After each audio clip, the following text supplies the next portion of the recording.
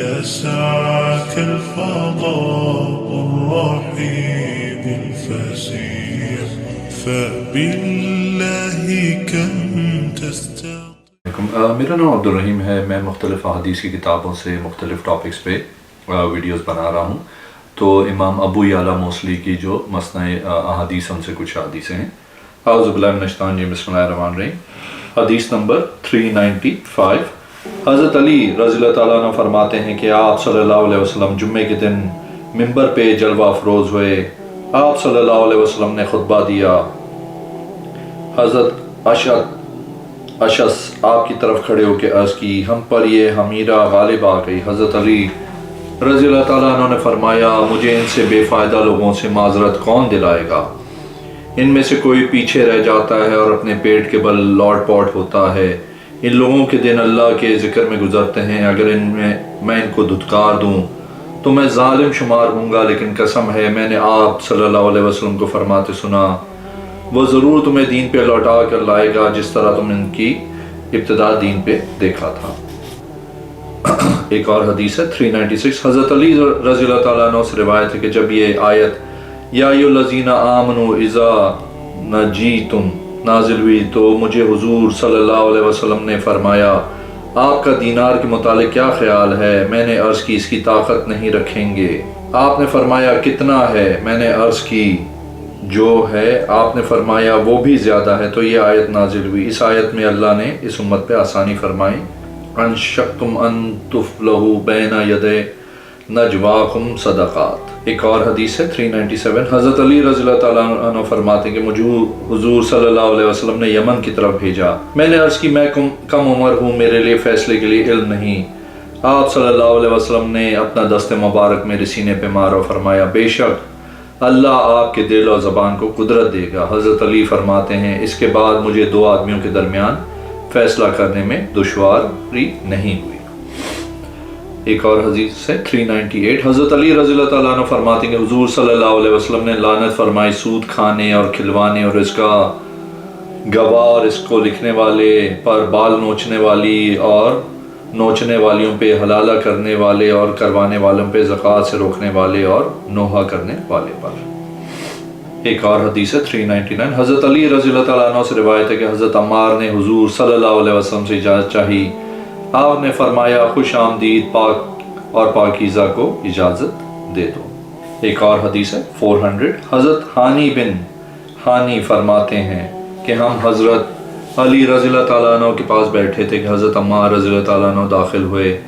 حضرت علی رضی اللہ تعالیٰ عنہ نے فرمایا خوش آمدید پاک اور پاکیزہ کو. میں نے حضور صلی اللہ علیہ وسلم کو فرماتے سنا عمار اپنے کندھوں تک ایمان سے بھرا ہوا ہے. ایک اور حدیث ہے 401. حضرت علی رضی اللہ تعالیٰ عنہ فرماتے ہیں کہ حضور صلی اللہ علیہ وسلم نے حضرت حمزہ کی بیٹی کا اس کی خالہ کے لیے فیصلہ دیا اور فرمایا خالہ بجز ماں کی طرح ہے. حضرت حمزہ کی شہادت کے بعد اس کے بارے میں حضرت علی اور حضرت جعفر کا اور زید کا جھگڑا تھا.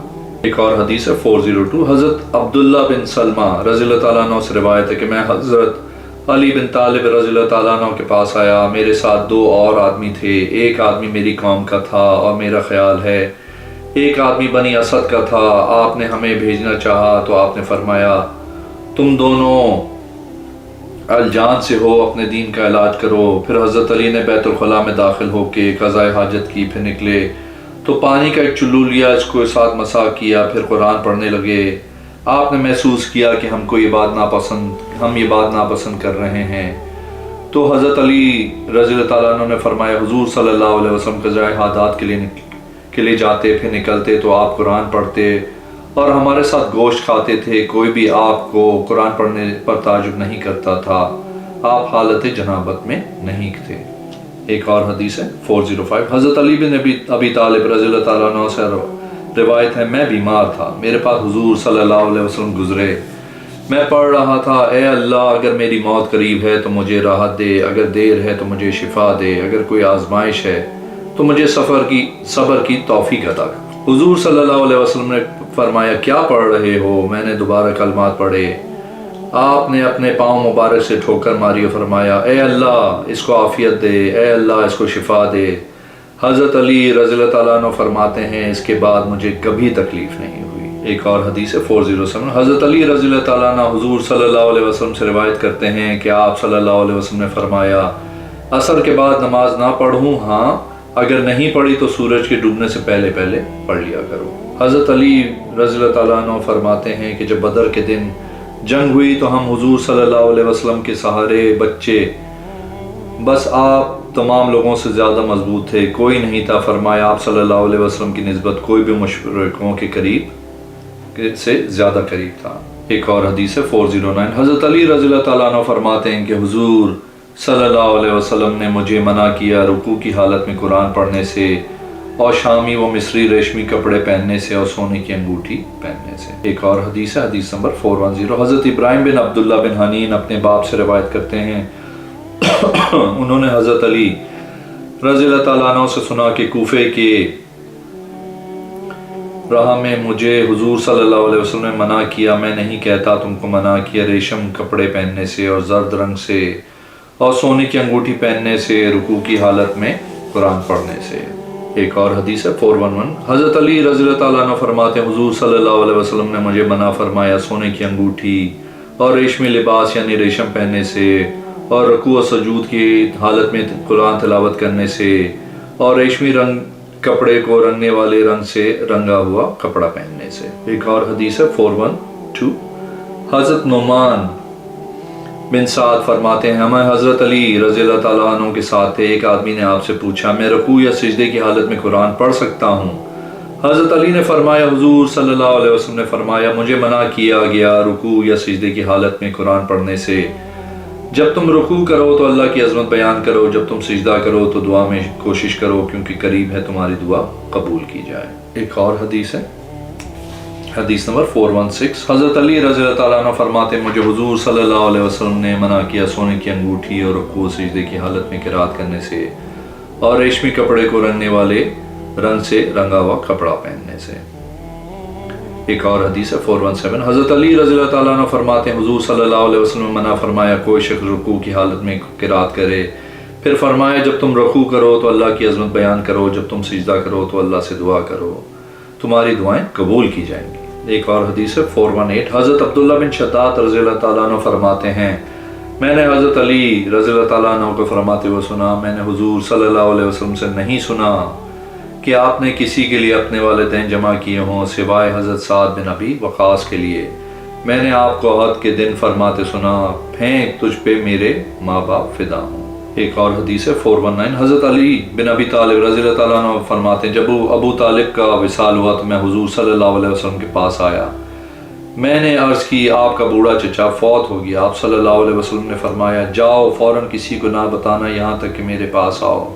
میں نے ایسا ہی کیا جو مجھے حکم دیا گیا. پھر میں آپ کے پاس آیا تو فرمایا اس کو غسل دو اور مجھے دعائیں سکھائیں جو مجھے سرخ اونٹ صدقہ کرنے سے زیادہ محبوب ہیں. ایک اور حدیث ہے 421. حضرت علی رضی اللہ تعالیٰ عنہ فرماتے ہیں حضور صلی اللہ علیہ وسلم نے فرمایا اے اللہ میری امت کے صبح کے کاموں میں برکت دے. ایک اور حدیث ہے 422. حضرت نعمان بن سعد فرماتے ہیں کہ حضرت علی رضی اللہ تعالیٰ عنہ کے پاس ایک آدمی آیا، اس نے عرض کی اے امیر المومنین مجھے ایسا ماہ کے متعلق بتائیں جو رمضان کے بعد ہو، میں اس میں روزے رکھوں.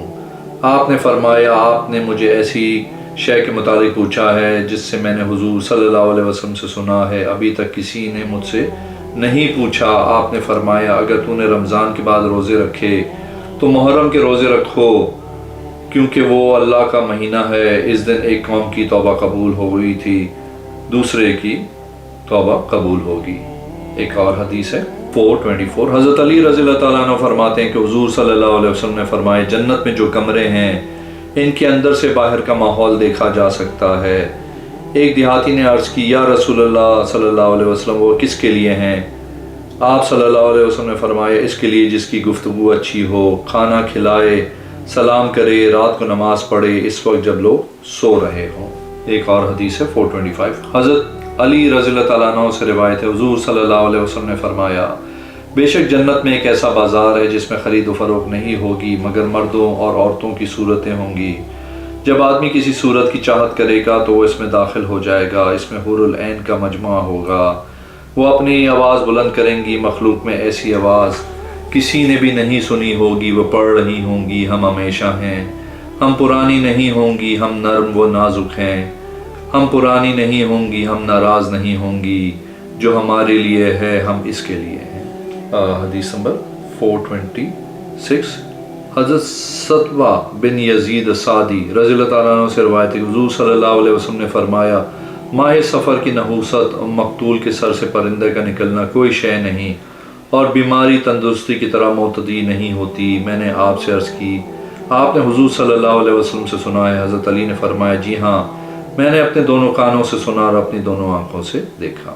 ایک اور حدیث ہے 428۔ حضرت عبداللہ بن حارث فرماتے ہیں کہ ان کے باپ نے حضرت عثمان رضی اللہ تعالیٰ عنہ کے لیے کھانا تیار کیا۔ میرے باپ کہتے ہیں، گویا میں اب بھی دیکھ رہا ہوں کہ پیالوں کے ارد گرد کبوں کی طرف اس کے بعد ایک آدمی آیا جس نے حضرت عثمان رضی اللہ تعالیٰ عنہ سے عرض کی، حضرت علی رضی اللہ تعالیٰ عنہ اس کو ناپسند کرتے ہیں۔ حضرت عثمان نے حضرت علی کی طرف کسی کو بھیجا۔ حضرت علی رضی اللہ تعالیٰ عنہ تشریف لائے اس حال میں کہ آپ اپنے دونوں ہاتھ صاف کر رہے تھے۔ حضرت علی نے فرمایا، اللہ آپ کو اس آدمی کی بات یاد کروائے کہ جس وقت ایک آدمی نے آپ کو ایک وحشی گدھا ہدیے کے طور پہ دیا تھا، آپ صلی اللہ علیہ وسلم نے فرمایا تھا، ہم حالت احرام میں ہیں، جو احرام میں نہیں ہے ان کو کھاؤ۔ کئی لوگ کھڑے ہوئے، انہوں نے اس بات کی گواہی دی۔ حضرت علی نے فرمایا، اللہ آپ کو اس آدمی کی بات یاد دلائے جس نے آپ کو 5 انڈے دیے تھے۔ آپ نے فرمایا، ہم حالت احرام میں ہیں، جو حالت احرام میں نہیں ان کو کھلاؤ۔ کئی لوگ کھڑے ہوئے اور انہوں نے گواہی دی۔ حضرت عثمان پیچھے کھڑے ہوئے، اپنے خیمے میں داخل ہوئے، لوگ بھی چلے گئے اور کھانے والوں کھانا ماں والوں کے لیے چھوڑ دیا۔ ایک اور حدیث ہے 429۔ حضرت علی رضی اللہ تعالیٰ عنہ سے روایت ہے کہ حضور صلی اللہ علیہ وسلم کے پاس شکاری گوشت لایا گیا، آپ حالت احرام میں تھے تو آپ صلی اللہ علیہ وسلم نے اس کو نہیں کھایا۔ اگر آپ نے میرے چینل کو اب تک سبسکرائب نہیں کیا تو پلیز کیجیے، اس ویڈیو کو لائک کیجیے۔ اگلی ویڈیو میں انشاءاللہ حاضر ہوں گا۔ اللہ حافظ۔